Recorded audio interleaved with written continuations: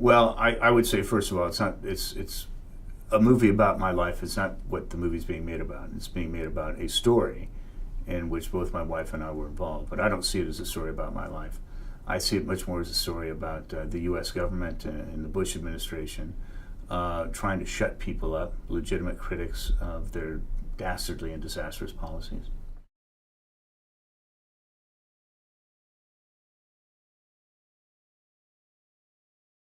Well, obviously, being portrayed by Sean Penn is something that I never would have expected. He's clearly one of our finest actors, one of the finest actors of his generation.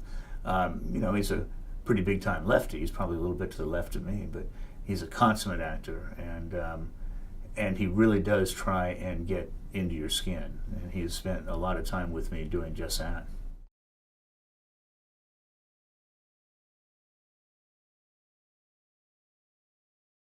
Sean had flown Southwest Airlines from San Francisco about a week after he won his Oscar for Harvey Milk for Milk, and rented himself a car in Albuquerque. Drove up to Santa Fe, got out of the car, walked in, said, "I have just one question. Do you like the script?" And we said yes. He said, "Excuse me." Got on the phone, called his agent, and said, "I'm in."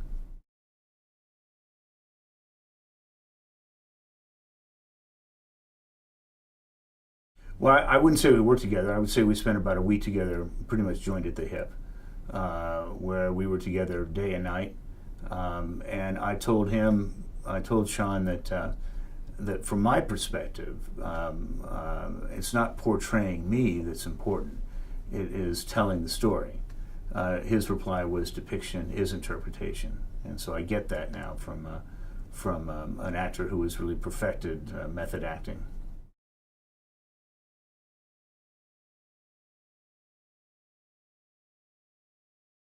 Well, early on, we met with Jez and John Henry Butterworth.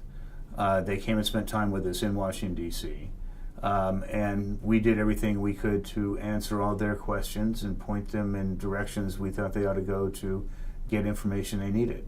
They happened to be in Washington at the time of the Scooter Libby trial, so clearly that was a significant focus of their interest at that time.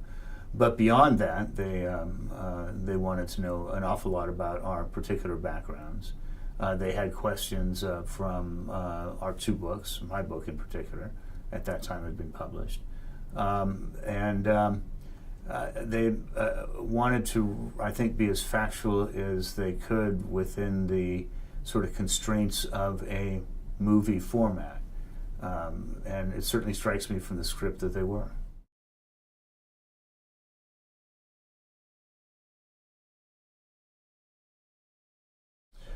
We met Doug Lyman a year after we had met with the screenwriters, the Butterworth brothers, Jez and John Henry, and he came. We spent about 4 days with him. Again, we flew back to Washington D.C. By that time, we were living in Santa Fe, and spent about 4 days with Doug, and he then used that opportunity also to query us from a different direction. By that time, the Scooter Libby trial had been over for a year.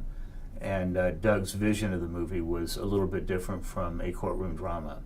And I think you see that in the movie. It really projects what the potential consequences are of the betrayal of a covert CI operative in rather dramatic terms. And people ought to understand that this sort of stuff can and does happen, and that's why you protect the secrets, and that's why you protect your officers.